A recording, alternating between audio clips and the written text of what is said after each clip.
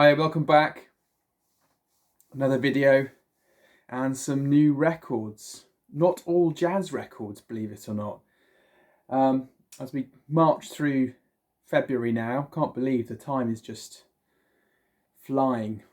Christmas seems like years ago, but I hope you're all keeping well and spinning lots of really good records and listening to some lovely music. So first off is a record which I'm really pleased to have from Speaker's Corner. It's Herbie Hancock's Flood. It's a gatefold album.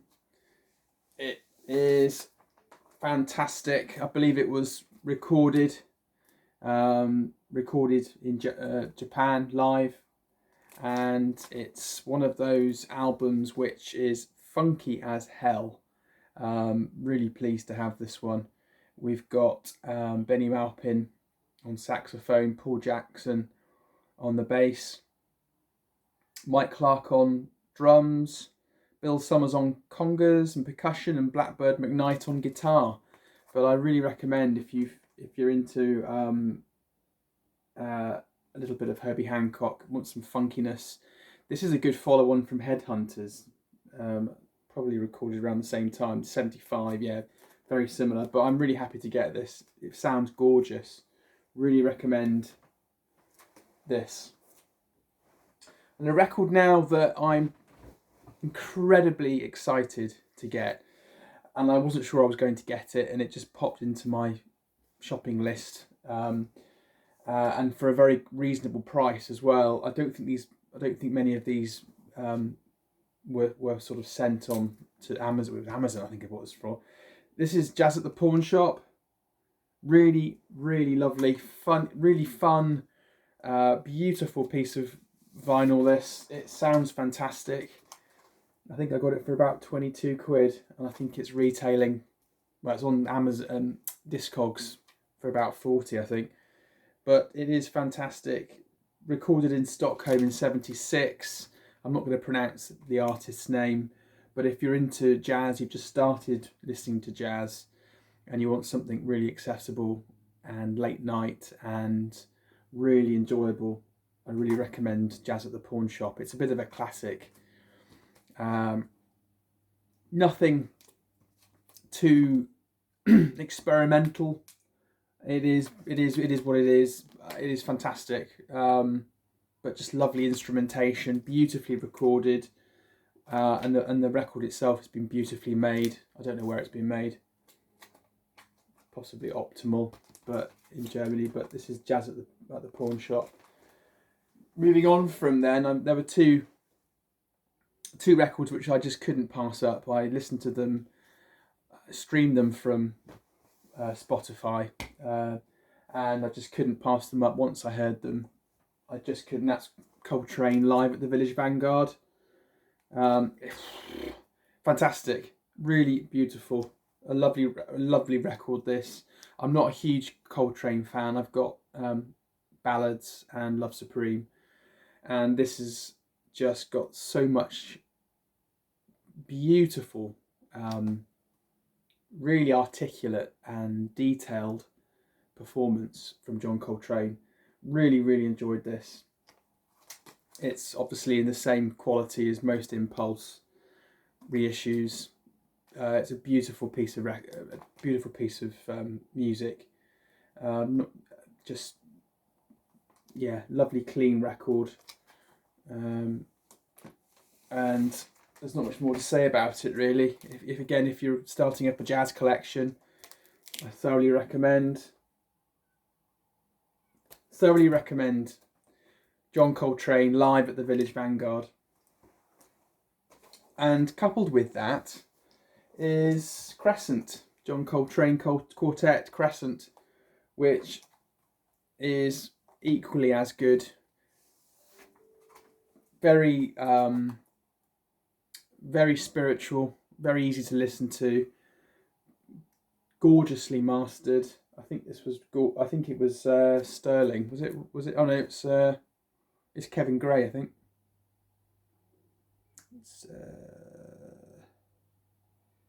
Is it Kevin Gray or is it Ryan K?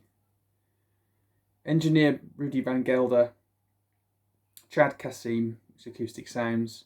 It's Ryan Smith at Sterling Sound. Yeah, got there in the end. But it's beautiful. Really, really good. Part of the Impulse 60 series. A gorgeous record. If you get your hands on this, I really recommend you listening to this. That's Crescent, John Coltrane. It's also got McCoy Tyner, who I love. McCoy Tyner did Expansions, which is a tone poet, last year. That was immense, really well received. Really love McCoy Tyner. Jimmy Garrison and Elvin Jones as well. Something completely different. Got this yesterday. I'm going through a little bit of a revival of this group from the 90s when I grew up, and I'm kind of going through a bit of a definitely a revival anyway. And that's Beastie Boys. So I've had this on CD for ages, listening to it, and it's the In Sound from Way Out. I believe it was recorded and published for a French audience. It's all in French at the back, but I think it's a Europe, recorded in 1996, and this was a 2017 issue. And this is all some of the Beastie Boys stuff, the instrumental work that they did. It's gorgeous. It's got some of the classic instrumentals from Ill Communication, Paul's Boutique. It's all on the front there. Ricky's Theme, Groove Homes, Pow, Son of Neckbone, with an amazing drum beat on that. Bobo on the Corner, In Threes, Eugene's Lament, Futterman's Rule, Shambhala, Transitions, Sabrosa, and Drinking Wine. This is a really, really must-have album in my opinion. Even if you don't like the Beastie Boys, you don't like rapping, you don't like hip-hop, have a listen to this. It's pure instrumental gorgeousness. I cannot recommend this high enough. It's a beautiful piece of vinyl, and very happy now to have it finally. Along with that, I couldn't pass this up because it was on offer. It's Beastie Boys Check Your Head.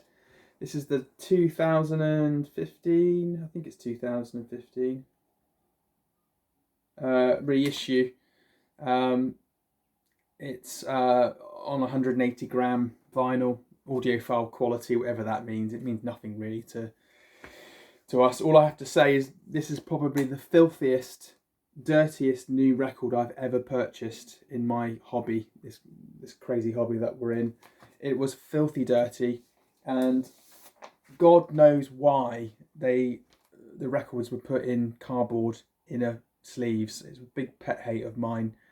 There was tons of muck and schmaltz all over the records, and thankfully I managed to give them a good clean with the project, and they sound gorgeous. I've just spun them now actually, and this in particular issue series, all the words are in there.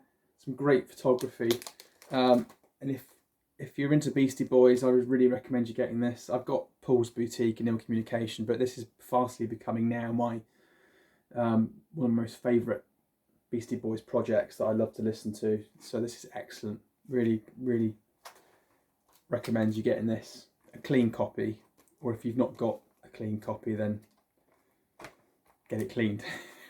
So those are my new records so far. If you like the video, please subscribe, please give me a thumbs up, and I've got a few more up my sleeve coming in the next 4 weeks. It's birthday next month. There's a couple coming. One in particular is particularly exciting. I can't wait to get it. Hopefully they haven't delayed it again, but I can't wait to show you that when it finally arrives. So I hope you're all well, and I will speak to you soon. Thanks very much. Bye.